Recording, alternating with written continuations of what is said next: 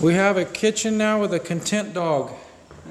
That's half the battle right there, keeping Chloe happy. But I had to get proof that I was here. There we go.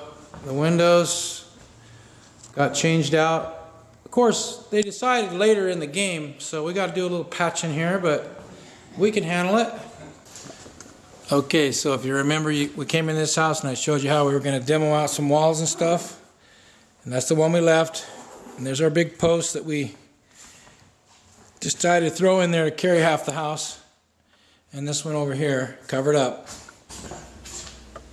So we've got a transformation that happened here. Used to be a strange little room, now it's the laundry. Behind these beautiful cabinets. Look at that. You thought we just put food in there? Bingo, doors, look at that.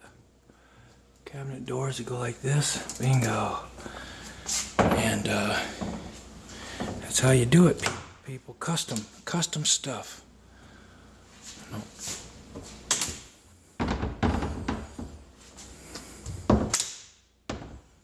This great room is actually 4 rooms, including the kitchen. So the kitchen is incorporated into the great room, and of course a dining room off to the side for those formal situations.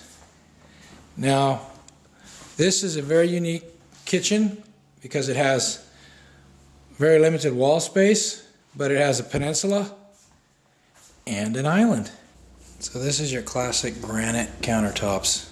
Just gorgeous. Look at this. Got themselves a nice look here with the gold veins in it. Fabulous.